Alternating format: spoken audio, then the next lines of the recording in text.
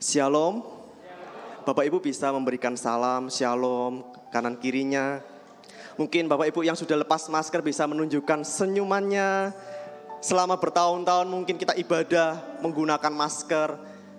Saat ini kita bisa bersuka cita. Iya, puji Tuhan. Pagi hari ini kita semua percaya bahwa kita akan menerima janji Tuhan. Bahkan setiap hari Minggu, setiap kita datang di tempat ini, setiap kali kita mendengarkan firman Tuhan yang disampaikan, kita terima janji Tuhan. Amin. Apapun pergumulan Bapak Ibu, Tuhan memberikan janjinya. Bahkan bukan cuma di hari Minggu, bukan cuma di tempat ini. Setiap kali Bapak Ibu sujud, berlutut, mencari hadirat Tuhan di rumah, bersama dengan keluarga mungkin sendirian mungkin. Kita membaca firman Tuhan, merenungkan Alkitab, kita juga terima janji Tuhan. Janji yang menguatkan kita. Kita percaya hanya firman Tuhan, hanya hadirat Tuhan yang bisa menguatkan kita. Amin. Mungkin anak-anak muda tempat ini, kalau stres dikit, depresi dikit, mungkin bukan cuma anak muda, sukanya healing, ya. Stres healing, kena masalah healing, habis sakit healing, jalan-jalan, healing terus lama-lama hilang. Itu sebabnya kita butuh firman Tuhan. Amin. Setiap hari Minggu, bahkan saya masih ingat di bulan Januari saya menyampaikan firman Tuhan. Sebuah janji Tuhan yang menghidupkan jiwa kita bahwa Tuhan kita, Tuhan Yesus adalah Tuhan, Sang Pembuat Jalan. Amin. Yesus Kristus Sang Pembuka Jalan. Ketika mungkin bagi kita jalan kita tertutup, mungkin kata orang mustahil kita punya jalan. Tuhan yang kita sembah, Tuhan Yesus Kristus adalah Tuhan, Sang Pembuka Jalan. Mungkin setelah pulang dari ibadah ini atau besok hari Senin, kita diperhadapkan dengan kenyataan, realita yang mungkin bertentangan dengan apa yang dijanjikan Tuhan di hari Minggu. Hari Minggu kita mendengarkan janji Tuhan, Tuhan buka jalan. Ketika kita datang padanya, Tuhan buka jalan. Apapun permasalahanmu, Tuhan akan jawab. Apapun penyakitmu, Tuhan akan pulihkan, Tuhan akan sembuhkan. Ketika hari Senin, hari Selasa kita diperhadapkan sebuah kenyataan, aku sakit, aku datang pada Tuhan, Tuhan gak buka jalan. 1 hari, 2 hari, 1 minggu, 2 minggu mungkin kita kuat. Mungkin kita tetap ingat, oh iya mungkin Tuhan punya waktu yang tepat untuk menjawab, untuk membuka jalanku. Tapi bagaimana kalau 1 bulan, 2 bulan, 1 tahun, 2 tahun, 10 tahun, 20 tahun kita menantikan Tuhan buka jalan, Tuhan gak buka-buka. Mulai kita membandingkan antara realita, kenyataan hidup di luar gedung ini, di pekerjaan kita, di rumah tangga kita, di hubungan kita suami istri, di sekolah kita, di kuliah kita, dibandingkan dengan firman Tuhan. Kayaknya ini kok enggak sesuai. Kayaknya Tuhan ini cuma sekedar ngomong. Kayaknya hamba Tuhan di sini cuma sekedar menghibur, seperti memberikan obat bius, menenangkan sementara. Dari membandingkan antara kenyataan dengan firman Tuhan, kalau enggak segera kembali ke Tuhan, enggak segera menguatkan iman kita, lama-lama meragukan Tuhan, mempertanyakan Tuhan. Tuhan ada enggak sih? Tuhan baik enggak sih? Tuhan bisa buka jalanku enggak sih? Aku ini dikasihi Tuhan enggak sih? Aku ini disayang Tuhan enggak sih? Lama-lama hilang. Enggak Tuhan-Tuhanan. Enggak percaya-percayaan. Itu sebabnya pagi hari ini Roh Kudus taruh sebuah pesan dalam hati saya untuk disampaikan kepada jemaat tempat ini. Bagaimana ketika Tuhan menutup jalanku? Tuhan Sang Pembuka Jalan, tapi bagaimana ketika Tuhan menutup jalanku? Bukan cuma sekedar jalan itu tertutup, tapi Tuhan yang menutup jalan kita. Tuhan mau tempat ini kita gak meragukan Tuhan, kita gak mempertanyakan Tuhan, kita gak meninggalkan Tuhan, tapi kita tahu ketika Tuhan menutup jalanku, itu bukanlah sesuatu yang buruk terjadi. Itu bukan karena Tuhan jahat. Ada sesuatu yang lebih indah dari yang kita pikirkan. Kita akan belajar dari Rasul Paulus, baik perjalanan hidupnya maupun surat-surat yang Paulus tulis.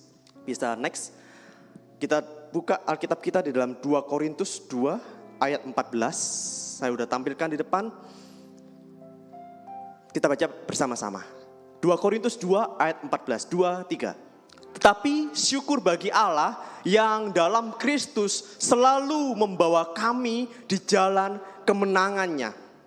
Syukur bagi Allah yang dalam Kristus selalu, katakan selalu, membawa kami, Paulus dan teman-teman pelayanannya, di jalan kemenangannya.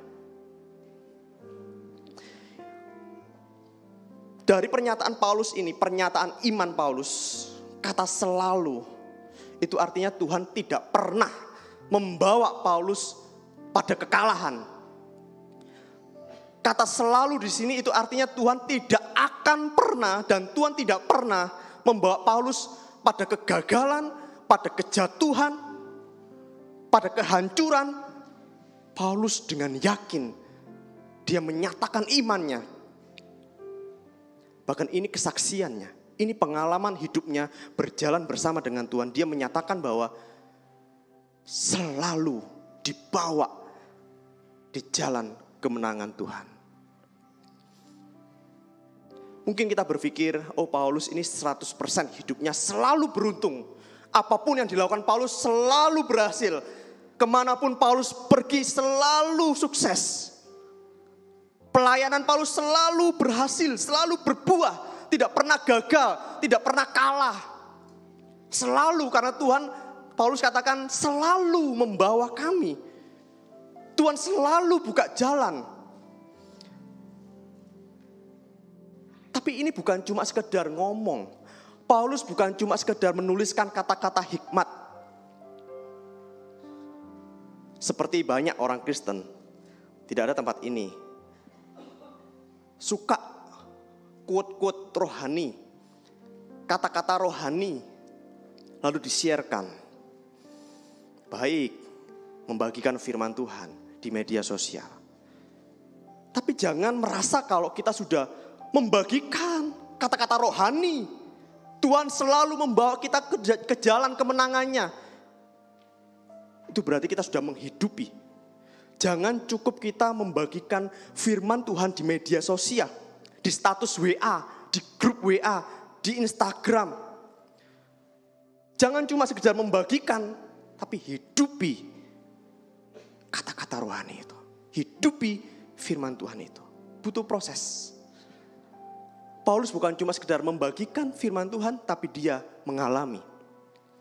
Itu artinya ketika kita melihat pengalaman hidup Paulus, benar enggak sih Tuhan itu selalu membawa Paulus ke jalan kemenangannya? Kita lihat dari perjalanan Paulus, kita akan diberkati. Next, yang pertama, ketika Paulus belum mengalami Tuhan, mohon maaf tulisannya agak kecil ya. Sebelum Paulus mengalami Tuhan, sebelum Paulus mengalami perjumpaan dengan Yesus, hatinya dikuasai oleh kemarahan, kedengkian, kebencian. Saya akan bacakan buat Bapak Ibu. Di dalam Kisah Para Rasul 9 ayat 1, 3 dan 9. Sementara itu berkobar-kobar hati Saulus untuk mengancam dan membunuh murid-murid Tuhan. Dalam perjalanannya ke Damsyik, ketika ia sudah dekat kota itu, tiba-tiba cahaya memancar dari langit mengelilingi dia. Saulus rebah ke tanah dan kedengaranlah olehnya suatu suara yang berkata kepadanya, Saulus, Saulus, mengapa engkau menganiaya aku? 3 hari lamanya ia tidak dapat melihat, dan 3 hari lamanya ia tidak makan dan minum. Waktu itu Paulus sebelum mengenal Yesus, dia pergi ke sebuah kota namanya kota Damsyik. Dalam perjalanannya ke Damsyik, dia berencana untuk menangkap pengikut-pengikut Yesus yang menurut Paulus, pengikut Yesus salah, pengikut Yesus sesat. Paulus merasa dirinya benar. Paulus seorang Farisi yang sangat menguasai betul firman Tuhan. Puji Tuhan kalau Bapak Ibu tempat ini menguasai firman Tuhan. Puji Tuhan kalau Bapak Ibu di tempat ini semangat, antusias dengarkan firman Tuhan. Gak ada yang ngantuk. Amin. Menguasai dari Kejadian sampai Wahyu, puji Tuhan. Paulus pun juga menguasai firman Tuhan. Dia seorang Farisi. Tapi hidup Paulus tidak dikuasai firman Tuhan. Menguasai firman Tuhan, tapi hidupnya tidak dikuasai firman Tuhan. Hafal firman Tuhan, paham firman Tuhan, tapi begitu dibenturkan sebuah kenyataan, enggak mengizinkan firman Tuhan menguasai hidupnya. Sering dengar janji Tuhan, tapi ketika diperhadapkan dengan sebuah pergumulan berat, amblas janji Tuhan. Itu artinya firman Tuhan gak menguasai hidup kita. Paulus dikuasai dengan kemarahan, kebencian, kedengkian, merasa dirinya benar. Sampai dia meminta surat tugas. Bahwa Paulus merasa benar, tugasnya benar, membunuh orang-orang Kristen. Pastinya dia percaya bahwa Tuhan akan menyertai jalannya. Karena dia merasa bahwa apa yang dia lakukan itu benar. Tuhan pasti membela Saulus. Tapi kenyataannya ketika Saulus berangkat. Next. Ketika Tuhan menutup jalan Saulus. Itu artinya Tuhan tahu jalan Saulus salah. Ketika Tuhan menutup jalan kita, itu artinya jalan kita salah. Tuhan tahu jalan kita salah. Tuhan stop dengan sebuah cahaya sampai Saulus terjatuh buta selama 3 hari dan tidak makan minum 3 hari lamanya juga. Jalannya tertutup. Mungkin dia bertanya, Tuhan kenapa aku ini sedang menjalankan misi Tuhan, pelayanan ini Tuhan. Aku berusaha menarik kembali umatmu yang salah, yang mengikuti Yesus. Kenapa Tuhan tutup jalanku? Itu artinya Tuhan tahu jalan kita apa? Salah. Orang yang tidak mengalami Yesus, orang yang tidak dikuasai firman Tuhan, setiap keinginannya, rencananya, bahkan doanya membawa dia ke jalan yang salah. Mungkin kita berdoa, Tuhan, kenapa suamiku seperti ini? Tuhan tolong, tegur dia, kasih sakit suamiku. Baik, tegur dia. Tapi doakan untuk sakit. Justru suaminya sehat. Kenapa Tuhan gak dengarkan doaku? Berarti hati kita yang salah. Doa kita dipenuhi kemarahan, kebencian. Ingin kaya, Tuhan tolong, Tuhan berkati pekerjaanku. Terus kalau sudah kaya, apa selanjutnya? Ya supaya orang-orang yang dulu merendahkanku, meremehkanku bisa tercengang melihatku. Tuhan memberkati aku. Terus setelah Tuhan sudah memberkati kita, hati-hati hati kita. Kalau jalan kita salah dan Tuhan sayang kita, Tuhan akan tutup jalan kita. Tuhan gak akan dengarkan doa kita. Tuhan tahu ketika Tuhan membiarkan kita ke jalan salah, kita akan semakin terjerumus. Tuhan tahu jalan itu tidak memberkati kita. Tuhan tahu jalan itu tidak memuliakan Tuhan. Tapi jalan itu menjerumuskan kita, menjatuhkan kita. Itu sebabnya Tuhan stop. Lihat kembali doa-doa kita.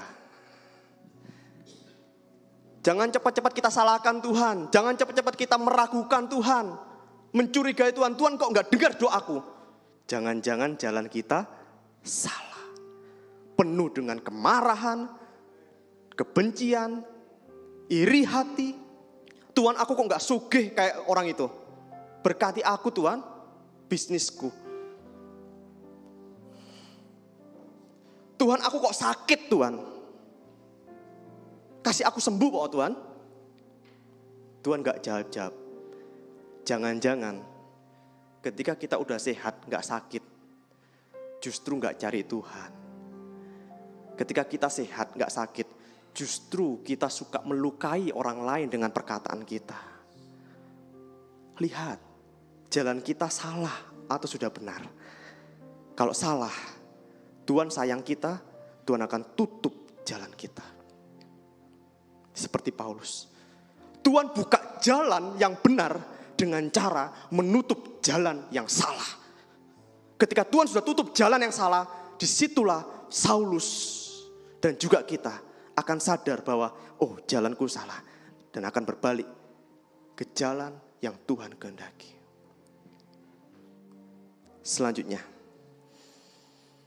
Di dalam 2 Korintus pasal 12 ayat 7 sampai 9 saya akan bacakan buat Bapak Ibu.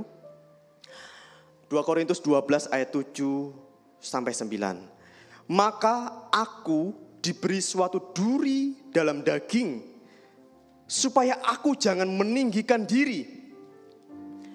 Aku sudah 3 kali berseru kepada Tuhan, supaya utusan iblis itu mundur daripadaku. Tetapi jawab Tuhan kepadaku, cukuplah kasih karuniaku bagimu, sebab justru dalam kelemahanlah kuasaku menjadi sempurna. Sebab itu terlebih suka aku bermegah atas kelemahanku, supaya kuasa Kristus turun menaungi aku. Aku diberi suatu duri dalam daging. Katakan duri dalam daging. Aku sudah 3 kali berseru, katakan 3 kali berseru. Tuhan cabut duri dalam dagingku. 3 kali Paulus berdoa. Tuhan gak cabut-cabut. Tuhan tutup jalannya Paulus. Duri dalam daging itu banyak kemungkinan arti. Ada yang mengatakan ini kelemahan fisik Paulus. Matanya terganggu. Dia gak bisa melihat dengan jelas. Mungkin karena sudah usia juga. Mungkin karena sering dipukul, dilempari batu, kena matanya. Duri dalam daging ini juga ada yang mengatakan Paulus itu sering kejang-kejang. Bayangkan seorang hamba Tuhan sering kejang-kejang. Waktu khotbah gini kejang-kejang, apa enggak panik jemaatnya? Duri dalam daging, sebuah kelemahan.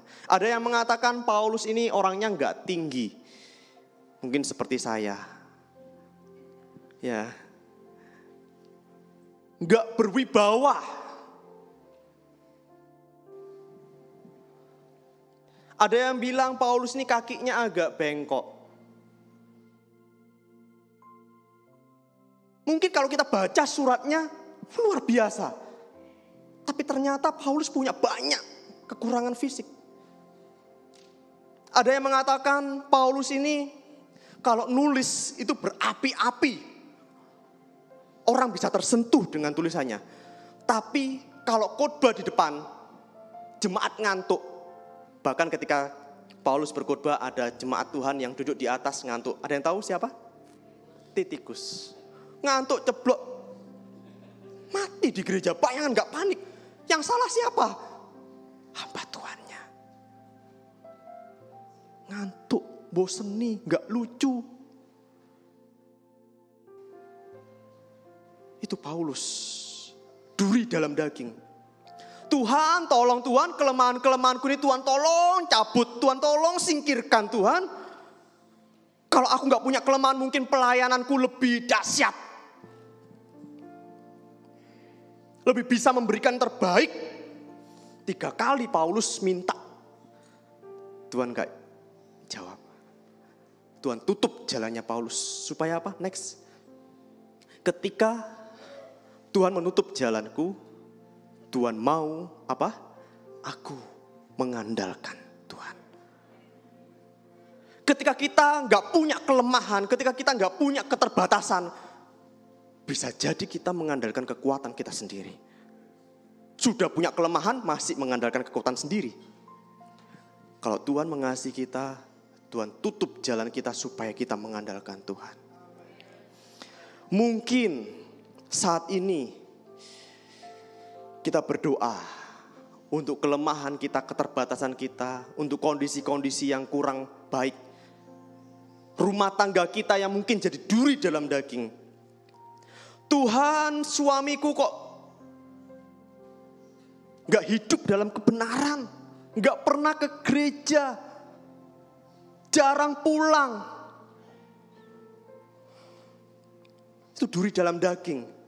Tuhan tolong Tuhan, kalau Tuhan sayang aku, Tuhan sayang keluargaku, Tuhan tolong ingatkan suamiku. Kok dari tadi suami ya?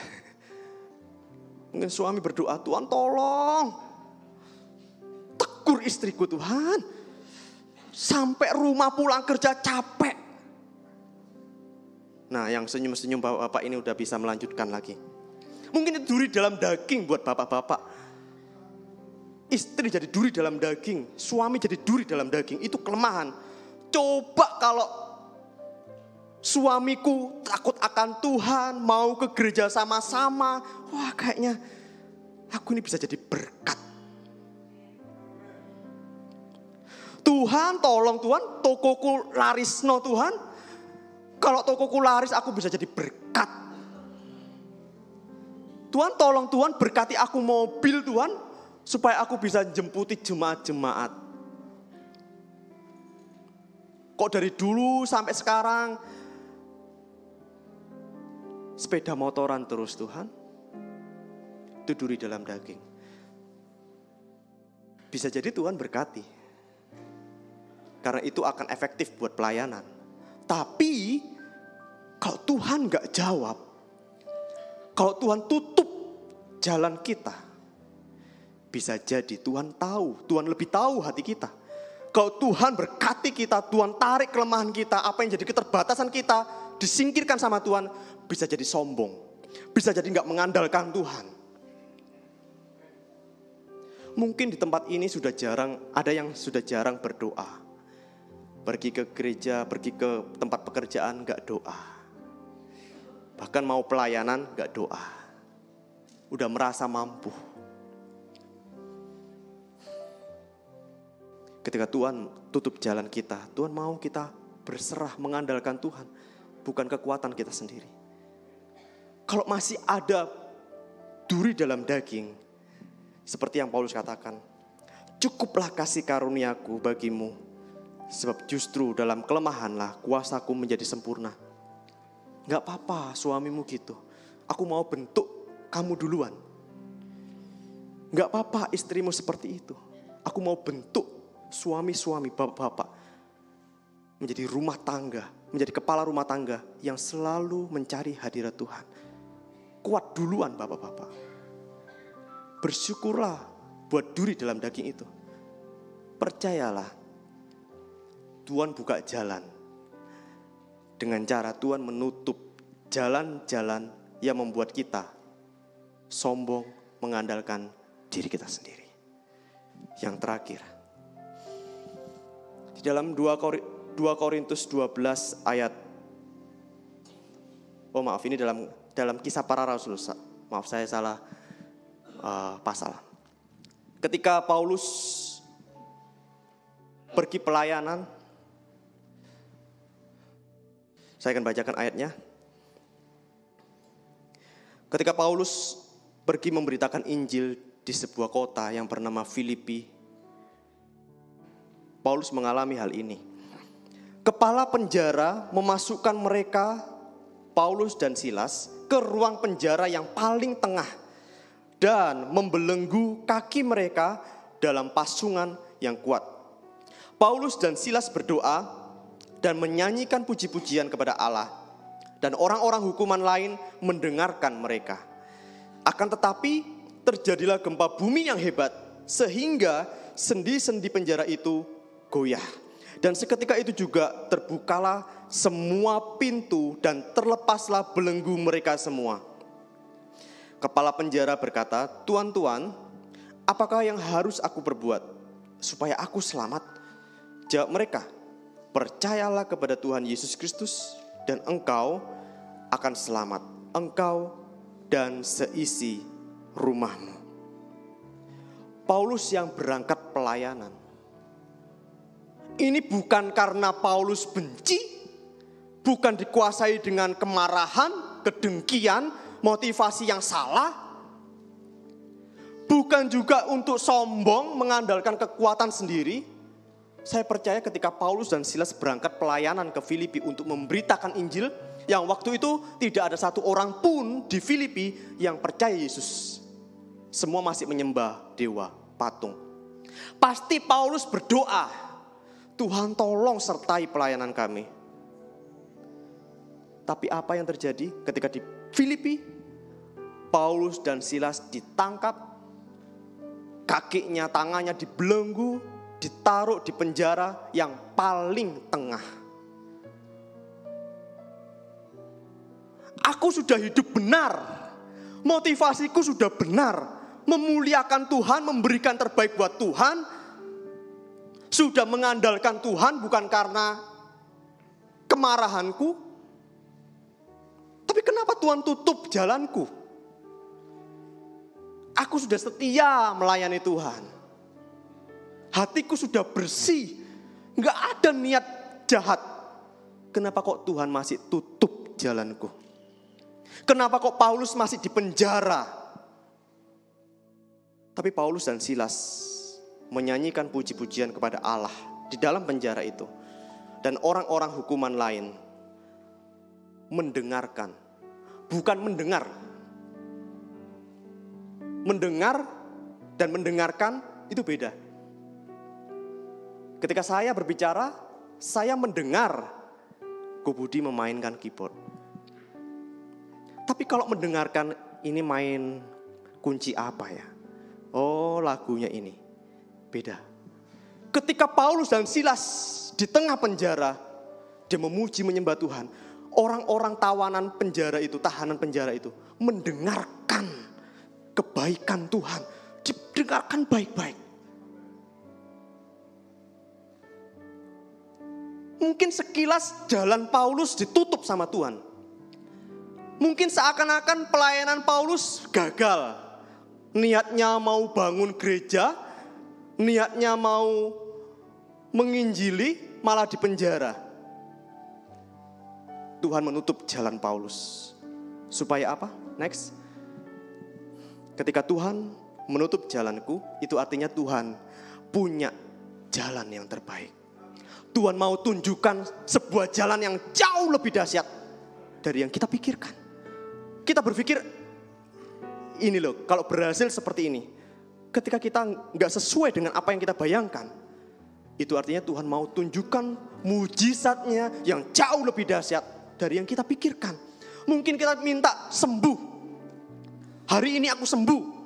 Tapi ketika Tuhan biarkan 5 tahun, 10 tahun kita sakit, itu artinya Tuhan mau tunjukkan mujizatnya yang jauh lebih besar dari apa yang kita doakan. Percaya. Mulai dari situ, kepala penjara bertanya, apa yang harus aku lakukan supaya aku selamat?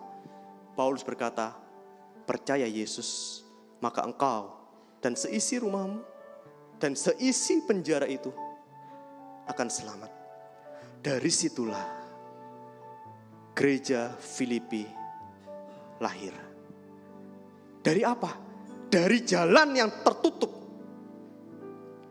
Dari Paulus yang dipenjara, keadaan yang gak enak, kegagalan Paulus. Tapi disitulah Tuhan mau nyatakan kuasanya, jalannya yang lebih dari apa yang kita minta kepada Tuhan. Bapak Ibu, sebelum kita menyatakan isi hati kita, mungkin ada Bapak Ibu yang mendapatkan pesan khusus di poin yang pertama. Oh iya, hatiku salah, doaku salah, aku selama ini benci suamiku, benci istriku, benci orang tuaku, benci mertuaku, benci menantuku, benci bosku, benci pendetaku, benci dan benci. Tuhan mengasihi kita, Tuhan akan tutup jalan kita supaya kita menemukan jalan yang benar. Mungkin yang di poin yang kedua ada Bapak Ibu yang mendapatkan pesan. Kenapa kok Tuhan gak ambil kelemahanku ini? Kalau Tuhan ambil kelemahanku, aku akan semangat mencari Tuhan. Itu artinya Tuhan mau kita mengandalkan Tuhan. Suami kita mungkin belum percaya Tuhan, istri kita mungkin belum takut akan Tuhan. Itu kesempatan kita untuk cari Tuhan sungguh-sungguh. Mungkin di poin yang ketiga ada Bapak Ibu yang tersentuh. Kenapa aku sudah punya hati yang bersih untuk melayani, memberi yang terbaik buat Tuhan, tapi kok Tuhan gak jawab. Aku minta sembuh, tapi kok Tuhan gak sembuhkan aku. Aku minta dipulihkan rumah tanggaku, ekonomiku, tapi kok Tuhan gak jawab. Itu artinya Tuhan mau tunjukkan sesuatu yang jauh lebih besar dari apa yang kita minta. Mari kita bangkit berdiri. Kita nyatakan penyertaan-Mu sempurna Tuhan. Terima kasih Bapa, terima kasih. Terima kasih Tuhan. Oh, terima kasih Tuhan. Jalan-Mu tak terselami,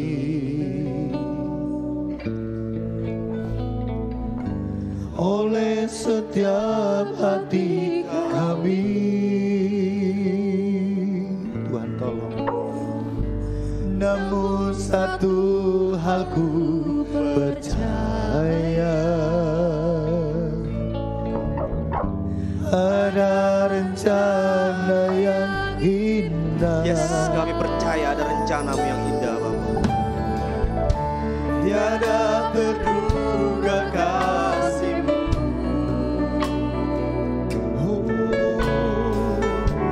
heran dan besar bagiku.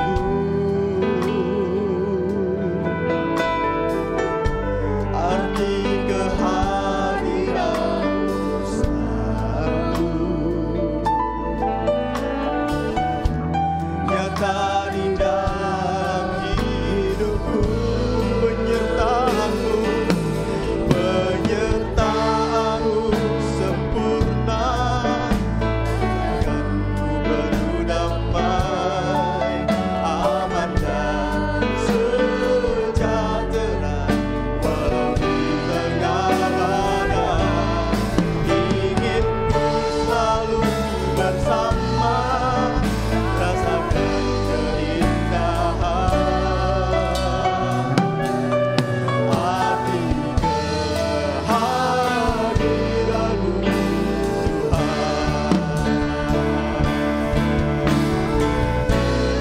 Oh, penyertaan-Mu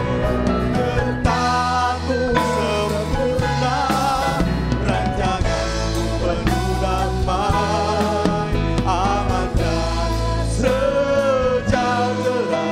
Walau di tengah badai, ingin ku selalu bersama, rasakan keindahan arti kehadiran-Mu. Katakan penyertaan-Mu sempurna.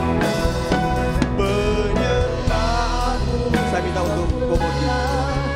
Rancangan-Mu penuh damai, aman dan sejahtera.